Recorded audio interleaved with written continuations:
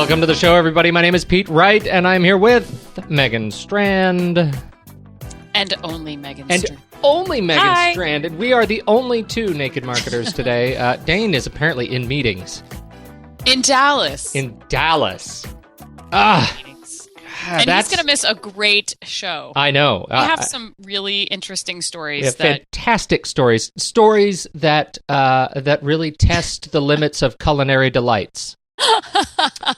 So you're going to have to stay tuned because we've got the limit testing culinary story at the very end, but it's one you do not want to miss.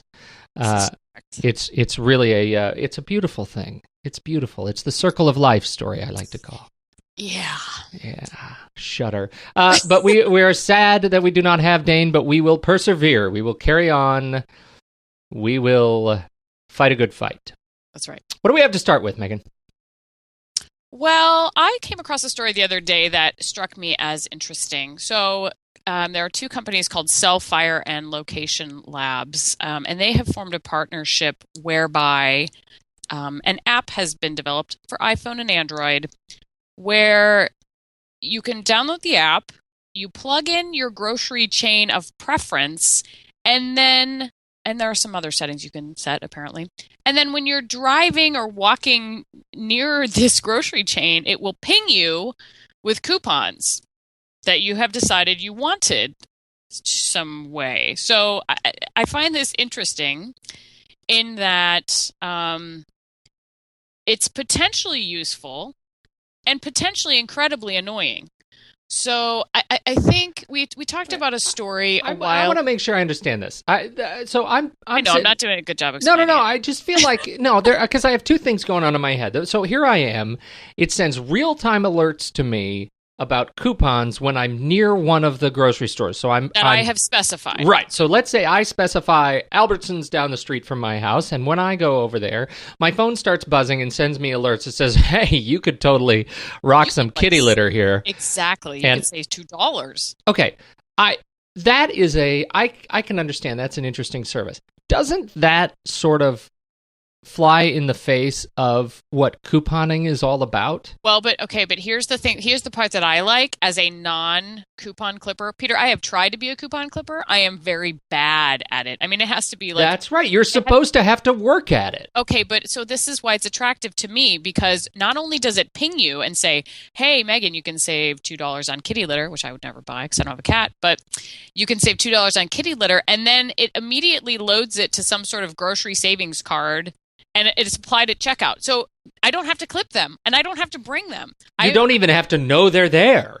Or know they're there. You could actually just go buy all your stuff, give them the coupon card, and if you happen to buy some stuff that there was a coupon for, you get the discount, right? I mean, technically, it could work that way.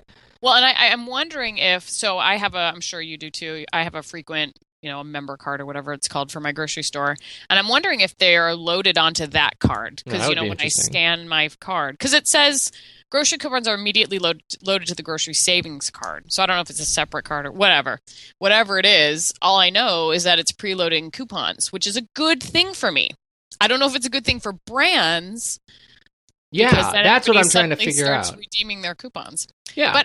But I do want to talk about the annoying factor, because a while back during election season, we were talking about Michelle Bachmann's little corn dog fair tax blast push messages via phones, which we thought was interesting.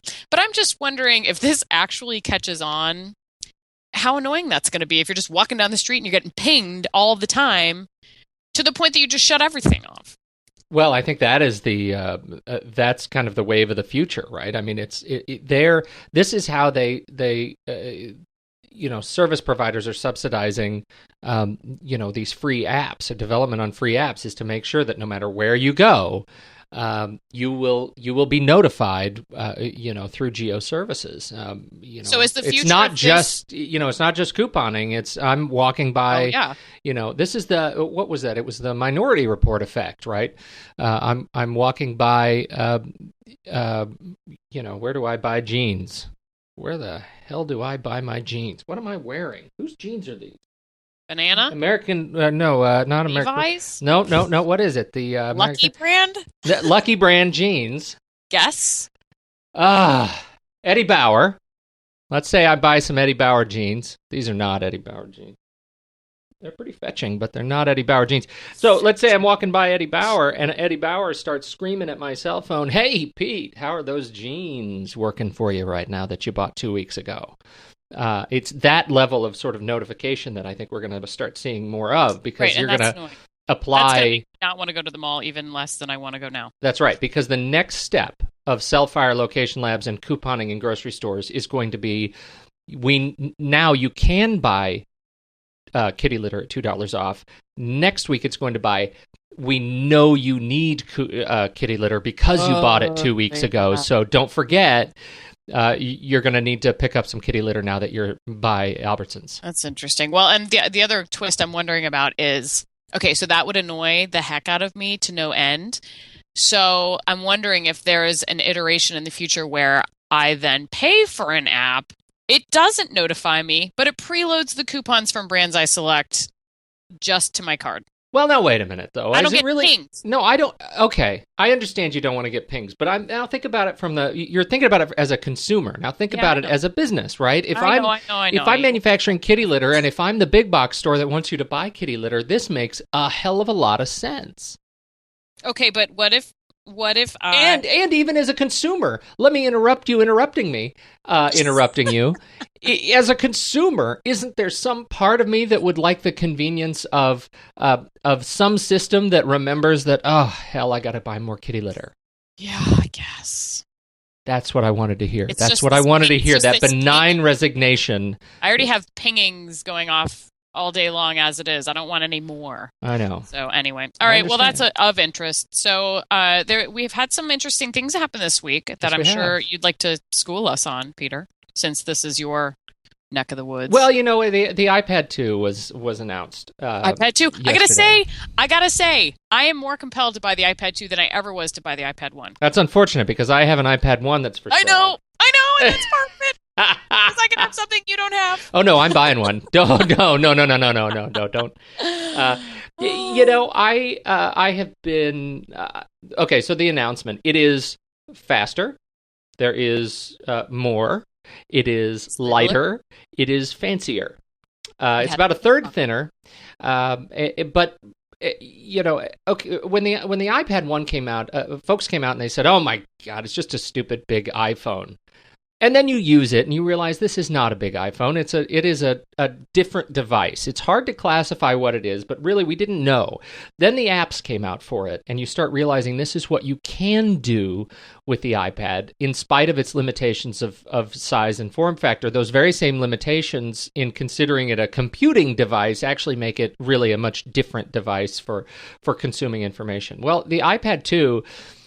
they've made it faster. They've made the video processing, they say, 9 times faster. Wow. So you get great performance out of this little device. The screen itself, they did not detail specific screen improvements. It is not higher resolution, but the screen on the iPad has always been very, very bright, very clear, and in normal use there arguably is very little need to have a higher resolution screen on the iPad. So the screen is great. Having it lighter changes the way you can use it.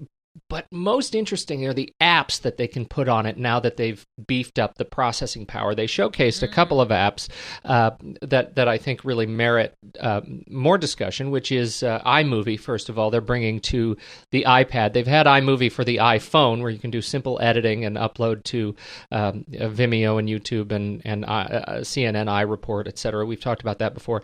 Bringing iMovie to the iPad really tests what can be a mobile recording production studio. That's pretty cool. Even more exciting for me personally is GarageBand. GarageBand is Apple's music production app, consumer-grade music production app. They brought GarageBand to the iPad with some really interesting tweaks. They've actually included virtual instruments that you can play. There is a guitar that you can play. You can actually bend the strings to affect pitch. You can play a keyboard, piano, and you can adjust velocity sensitivity by where on the key you actually press down. So you can make some music. It'll support 8-track recording into the iPad. It is a really interesting device for recording in the field. $499. They did not change the prices at all, so the range is from $499 to start to $829 if you want the 64 gig Supertramp edition with 3G and Wi-Fi. Do you need all that? Okay, say I'm going to go out and buy an iPad today, which I would never do because I don't go into the Apple Store unaccompanied by Pete Wright. But if I were, what would I need? Well, you sort of have to look at your use case. Where are you, where are you going to be using it? And it's kind of hard to say if you've never had an iPad. The idea, I think the best rationalization I've heard is if you are an iPhone user, you want to get the 3D version because you are accustomed to using these apps and using this device in a way that always has data available to you. Right. If you are not an iPhone user, you likely can get away with Wi-Fi only, and it'll be just like having a computer. I have the 3G version. I thought I would be able to get away with the Wi-Fi version early on. The first iPad I bought was the Wi-Fi version. I promptly sold it to my mother. And yeah, I'll say that again. I sold it to my mother. And she bought it because that's what she expects from me. And I got the 3G version, and I typically recommend the 3G version for whatever you get. I think I would need that. You end up using it. It changes the way, again, you use the device, having data always on. And the data, as much as people gripe and moan about AT&T, the data plan is really pretty reasonable. Isn't it available via Verizon now? It is available via Verizon, and on March 11th, when this thing actually launches, 8 days from today as we record this, there will be both Verizon and AT&T iPads, both 3G and Wi-Fi, available. Sweet. So, well, and Steve Jobs showed up to make the announcement, which was big news. He did show up, and that was apparently he's looking good. He looked spry. He didn't have to sit down a lot, which hopefully bodes well for his health, which is really all we care about. That's right. That's all we care about. Steve Jobs. But I think the most interesting news about what's going on in this market, just to wax technosophical for a second. is that, here Apple is, whatever you think of the iPad. I mean, there are a lot of people who really think the iPad is a bunch of bunk. It's, and this upgrade is just more of the same. But whatever you think about the iPad, what we have in Apple is a company that just launched their version 2 of a really a revolutionary product that defined the product segment in a way that no one had done before. Oh, do the imitation. It's time for an imitation. What imitation would you like? Go ahead. I'm so blown away. Oh, okay. So the video yesterday, they do this video you could see on Apple.com where you get Johnny Ive, the mysterious designer, right? The mysterious genius behind Apple products, and he's this fantastic, he's this fantastic Brit, and he talks he's like a meditation when you listen to Johnny Ive. I'm Johnny Ive, and I designed the iPad, and I'm blown away. I look at it, and I'm blown away. It blew my hair off. I designed this thing, and it changed my life. Nowhere have we seen a product that even just a year ago, no one had even touched. And now we've just completely redesigned it, and we're blowing them away.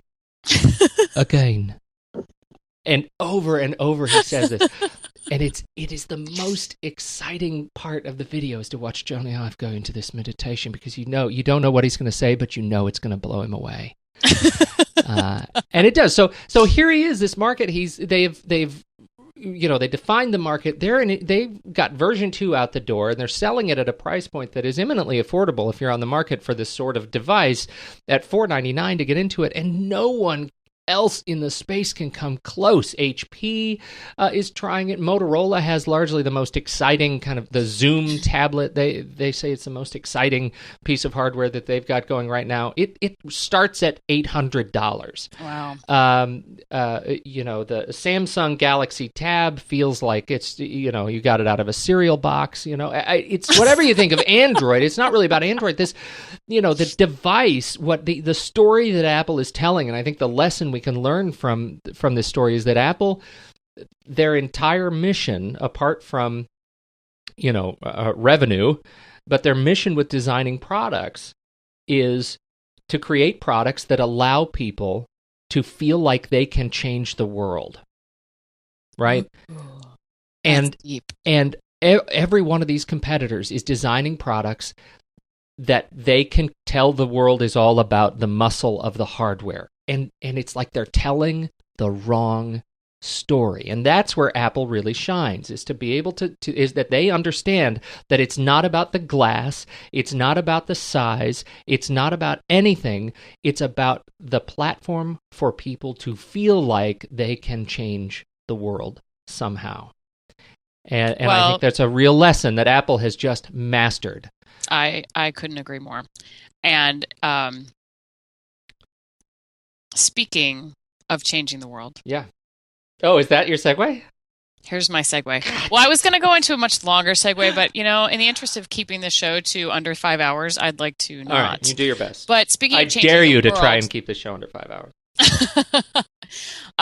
As we all know, TED is all about ideas worth spreading, and some of the most inspirational thought leaders in the world can be seen on these TED presentations. And now, just today, they announced their first contest winner, and it's called Ads-worth. They're called Ads-worth Spreading. So they self-stated have said they're seeking to reverse the trend of online ads being aggressively forced on users. They want to nurture ads so good you choose to watch. So they have come up with, I believe, 10 ads worth spreading that are really worth checking out. It's at TED.com, ads worth spreading. I'm sure if you just type that in, you can find it. We'll also post it in the show notes. But there's some great videos here, just from really compelling animation focused videos from Nike to nonprofit videos that are very touching and moving to action videos from which one was that one from? I'm flipping through them right now. Have you watched all these? The action movie one? I have then not. the Chrysler Born of Fire, the Detroit M&M Super Bowl.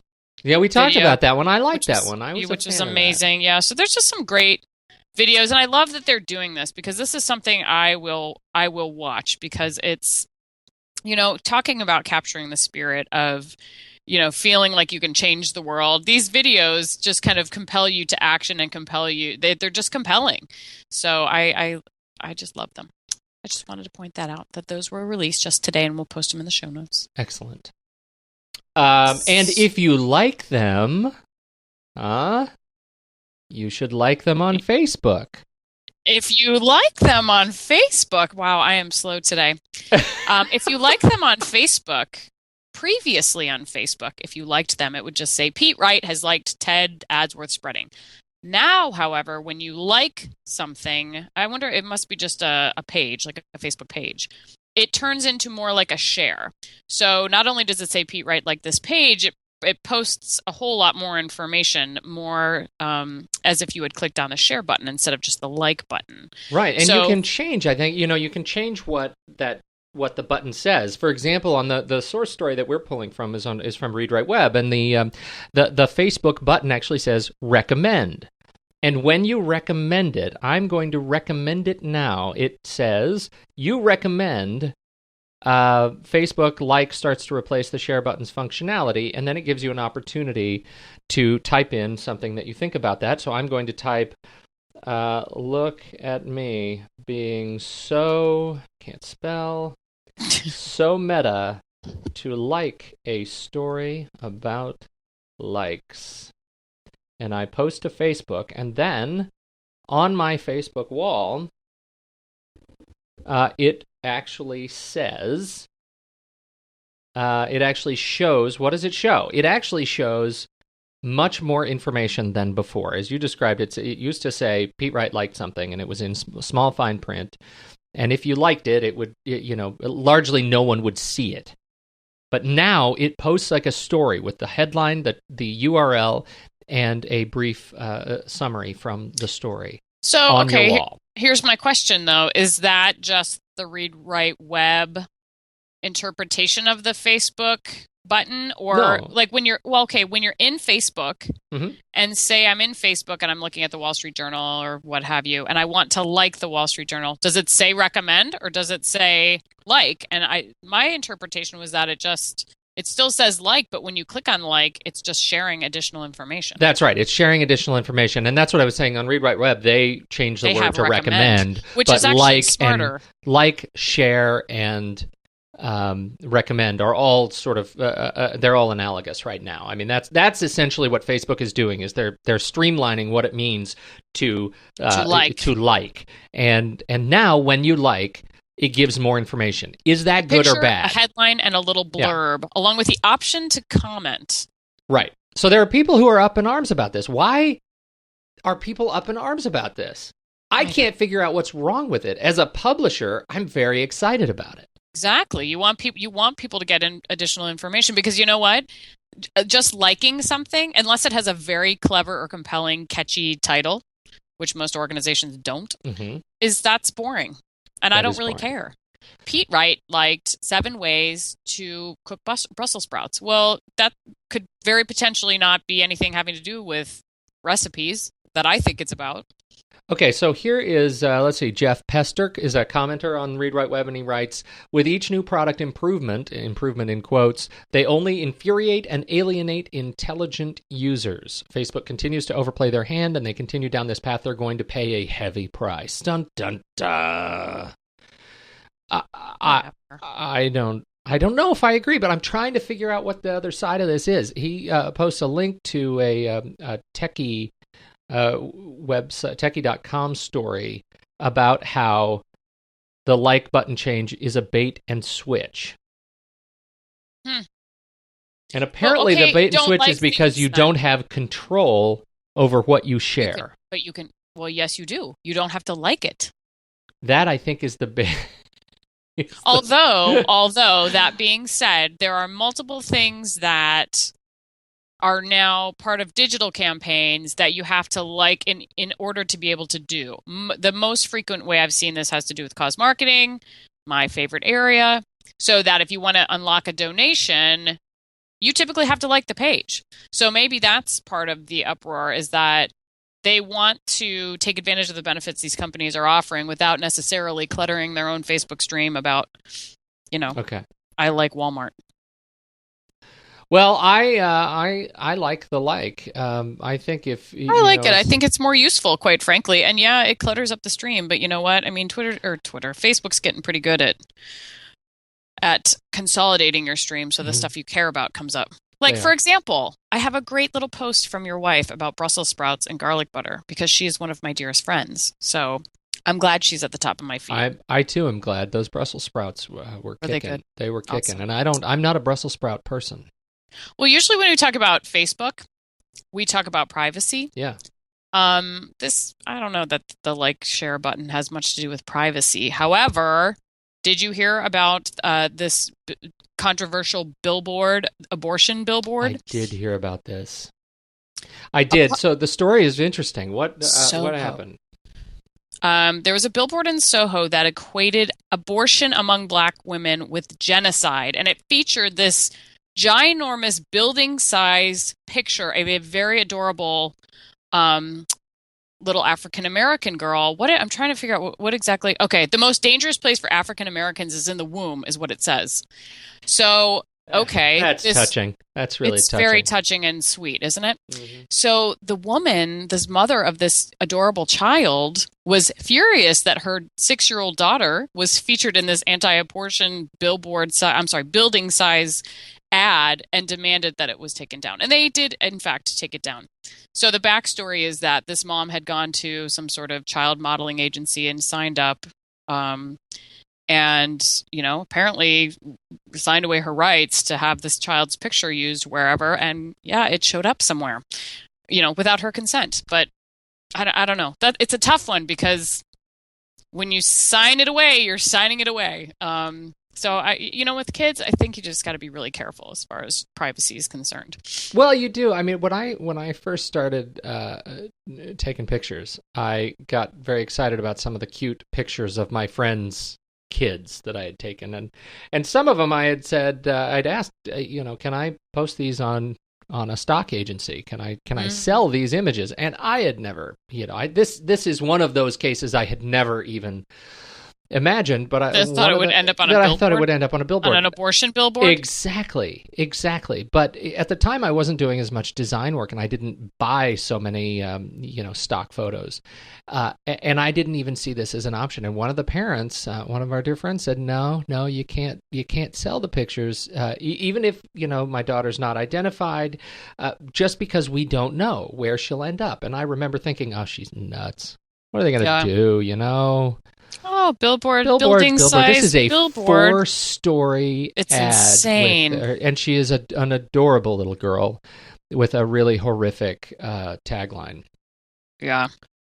Anyway, that said, you're right. I think you got to be careful with kids, and she really did sign away her rights for this. I don't think anybody owes her an apology. But they did take it down. But yeah, she was demanding an apology. Yeah. Regardless, moving on. We've got a lot to talk about when it comes to, speaking of digital advertising. Yeah. So talk a little bit about what's happening with iAds and it's just so iAds is back to Apple. They launched this iAds program months back. I think so. Now we're going on 6 months ago. And originally, to buy into the iAds program, you had to pay up $1 million as an advertiser in minimum advertising to get into the program, and that does not include development costs. So you'd have to, also pay to get your ad developed, and the ads are significant, non-trivial pieces of technology. Well, a new piece over at Digital Daily has pointed out that Apple has introduced a new price point of $500,000 for companies that want to buy into interactive advertisements on iAd. Now, this is really, I think this is interesting. We don't really know enough about this change to make a much of an informed sort of background, to give much informed background. There are really two reasons they could have done this. One, as the article states, Apple might be hurting, the iAd program might be hurting, and that advertisers are less interested in the more significantly spendy ad campaigns. Or Apple, which may be more likely, given Apple's track record, Apple has introduced the new price point to increase the number of advertisers that it can support. Typically, the way Apple launches new products, they launch a premium priced product, and then as they are able to manufacture more, they introduce new lower price points when they can actually meet demand. So this could be a sign that iAd is doing very, very well, and that they are bringing in more sort of medium-sized businesses that can afford the $500,000, or still pretty large businesses that can afford $500,000 buy-in. So I don't know, but the other trend that this kind of speaks of is are advertisers going small? Is that the trend we're seeing right now in the market? Well, and that's, that leads right into Twitter. So we've heard so much lately about Twitter's valuation and how they continue to monetize Twitter. And the value of Twitter and what is being talked about right now has to do with targeting small to medium-sized businesses for advertising. And the model that it's being compared to is Google AdWords and, Facebook to a certain extent as well. So it's interesting, and I think Twitter is trying to figure out how this works. We've seen a couple stories. Late last month, there was a story about Twitter downplaying its promoted tweets, and instead promoting its promoted trends or promoted accounts. So I think Twitter's still trying to figure out what will be acceptable from a user perspective. And I don't know, what do you think about this, Pete? I think the opportunity is phenomenal. You can't get any more hyper-targeted than Twitter when it comes to injecting your ad into a conversation. And, I think the efficacy of that is going to be amazing for small and medium-sized businesses. But if it starts to annoy users and get in the way and clutter up their Twitter stream... Yeah, like, for example, you are easily annoyed. I am easily annoyed. You're a little bit of a hair trigger on the annoy scale. Well, but you know what? If I am looking at my Twitter feed and I've got, 4 out of 5 tweets are from an advertiser, I'm sorry, that's going to be annoying to me. Well, okay. First of But all, your use of hyperbole aside, do you do you really think Twitter is going to let 4 out of 5 tweets hit your stream, at any one time? well, and I don't even understand how all of Is that different than it is right now? I mean, right now Well, okay, people are but- using the hell out of Twitter to advertise. They're just not paying Twitter to do it. That's true. That's true. Okay, so that's a good point. So I don't even know what a promoted tweet would look like because I use Hootsuite. I right now don't, as far as I know, see any paid tweets. No, you get paid Do tweets I? in Hootsuite. Yeah, they show do? up at the top. How do I right. tell? I think it's of your main feed. I'm going to log See, in I don't right look now. at my main feed. It's literally deleted from my stream. It was a big deal, actually, because I think Hootsuite was the very first. The Hootsuite had it. I think it was Hootsuite on their iPhone, unpaid iPhone app, and that annoyed me, and I paid. I paid to not have them. That is funny. But I don't even understand how it works. Well, I mean, they just show up and you see they show up as promoted, and they're really not. They're not a big deal. I mean, I think people make a big deal because it seems like, oh my gosh, they're so invasive. But here, you actually make a good point. You paid for the service to free yourself from ads. Right. People who complain are not allowed to use the free product. Right? Okay. You know what I'm saying?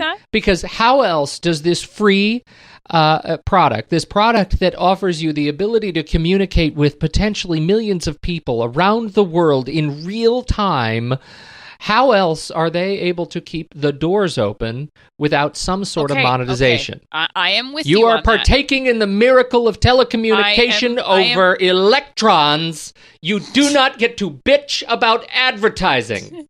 Okay. I'm not really saying that to you. I'm saying that to a lot of other people. I agree with that because I love Twitter. As you know, I love Twitter. I know you do. I'm on Twitter quite a bit. But so how do we support Twitter and make sure the doors stay open without junking on my stream? That is the question. Cake? That is the question. Cake, I want to have you, but And I also eat you want too. to eat you. How do you do it? I don't know the answer. And I think what is interesting is Twitter is, and what this article is talking about in particular over at All Things D. Peter Kafka's article really talks about the level of iteration that Twitter is constantly churning through every week. I mean, they initiated promoted tweets. They initiated promoted trends, promoted twens. And That's some what of these they should things, call them. Maybe they would sell better. Promoted twins. Promoted twins. They initiate the promoted twins and then back away very slowly.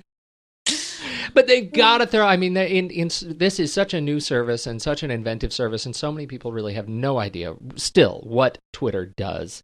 That they have to just throw a lot of spaghetti up on the wall and see what sticks. And in this case, it sounds like they are still evolving what promoted tweets looks like, and particularly how promoted tweets and promoted trends are going to show up in these third-party services.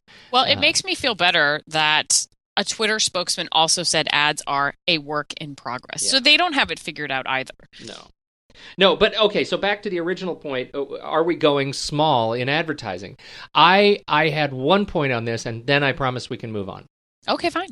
Which is this. I think that advertisers with big budgets are really recognizing the power of the small ad. Not that they are necessarily spending less to get there. Right. But they are being much more strategic and much more nimble in what they are advertising and where. And that includes, really strategic use of Google and Bing ad networks and Twitter as you get more and more advertisers who are exploring that. This is where they are turning to be nimble with a larger portion of their budget as they move away from, Well, but channels of the last 20 years. Okay, here's a question for you, and then we can move on to our best story of the day. But here's a question for you. Would you rather see a promoted tweet from your local independent coffee shop in your Twitter feed, or from, I'm not going to use Starbucks because that's a bad example for you, or from like Walmart. I hope to God that Twitter's algorithm is smart enough not to put a Walmart ad in my stream. There are a lot of saying, though, no, like I some totally big see what you're brand saying. But this is versus But this is the point. This is the point of smart algorithms, and I think, and the point of Twitter and what they are building, in terms of their, the opportunity for smart search in Twitter. I mean, you already have a vast catalog of data in terms of hashtags and trends that they are working very diligently on monetizing. And that's where you're going to see the ads, so that when you are searching for something like, best deals on lamps, you'll see the Walmart trends. But when you are searching for, I need my Trenta, you'll get the Starbucks ads. I really think that's how it's going to play out. I think that's where they can actually make the biggest bang. And that's where they have the It's views. like responsive advertising. Yeah. Like if you put something out there, you get a response. One of them happens to be a sponsored tweet. I'd be okay with that. All right. Moving on. Tell to us our about best your favorite of story of the week. So I honestly don't even know where I heard about this, but I gotta pull it up. I just lost it. Oh. So there's a new British ice cream brand. I believe it's called the Ice Creamists. And it's getting a lot of press for its new flavor, which is called Baby Gaga. What is this ice cream made of? Daddy's getting hungry. Organic, all natural, free range, breast milk. Supplied from a woman in Leeds. A woman who lives on a farm. No, literally, she lives out, she's got 4 acres and she just runs around there with her big bosoms hanging out, swinging to and fro. And occasionally we come in when we sell out, which is frankly not very often. $30 a serving. That's right. Human breast milk. Do you know why? Because of the Sex Pistols. The Sex Pistols told me to do it. That's right. We're rock and roll. We serve breast milk. My sons, he says. My sons. I raised my sons on this stuff. Why not the rest of the British people? It's absolutely wonderful. This is worth just the feature story, which was from a news broadcast on the BBC, is hysterical, just hysterical. And I have to give him kudos for Baby Gaga. I mean, that's right. Can you do better than Baby Gaga with breast milk ice cream? I mean, oh my gosh. I don't know that you can. I think that's this is a real gift to ice cream and humanity. You know what I'm sorry about? What? I'm just sorry that Dane missed this. I am sorry Dane missed this too. This is just right up his alley. So to speak. Wow. Anyway, local officials weren't amused calling it a health hazard, you think? It's because she's on a farm. There's no health codes around there for running around on a farm. You can't sell raw cow milk in the United States without having some serious health issues and interventions. Raw breast milk. The wonderful bit about this news story is, when they actually do the man on the street interviews, and I think it's a little bit hard to hear at this point, but I think at one point they actually are interviewing a couple, and the husband takes a bite, looks at his wife, and says, "It's not really as good as yours, there, are they? It's a little bit more bitter." And that sent me right over the edge. I don't even want to know what he really says if I'm wrong, because that's how I want to remember this. That's awesome.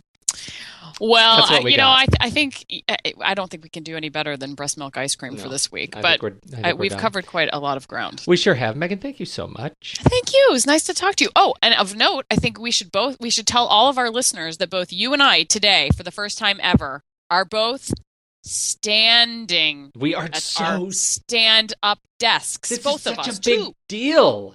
It is a big deal. We got to get Dane on board. I know. I'm still. I haven't actually elevated my desk. I'm propping everything up on shelves and books and standing. But yesterday night I was grading papers. I'm teaching this class, and I'm grading papers, and the back of my thighs. I just felt like, oh my God, there is so much. I'm having an embolism. I'm not even 100% sure what that is, but it feels like that's what this pain would be called.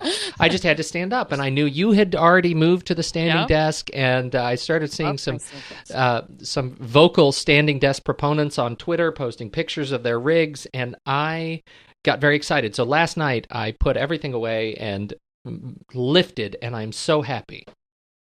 How long have you been rocking the standing desk?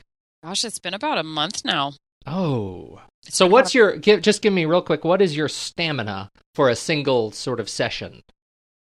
Can you go 8 hours? Can you just stand there? You know what? I have gone 8 hours, but those are long days. I still need to invest in a bar stool so that days that I'm standing 8 hours, I would probably take maybe a half hour break, and I think that would just about do it. But I don't even realize I'm standing anymore. I mean, you don't realize it, but you do a lot of, especially the first couple of days, you do a lot of moving back and forth, more than you thought you would have to. Like yes. I felt like, a little kid prancing back and forth. But that's kind of what you do, and it's just, I guess that's the benefit of moving and using your core strength instead of sitting on your duff all day. Totally. So I love it. Love it. Well, my back hurts a little bit. You'll feet be a little bit, but I'm feeling good. I'm feeling. Oh, that's the other thing that Peter learned today. You must wear shoes. You must wear shoes. Yeah. You may not wear slippers. You may not be barefoot.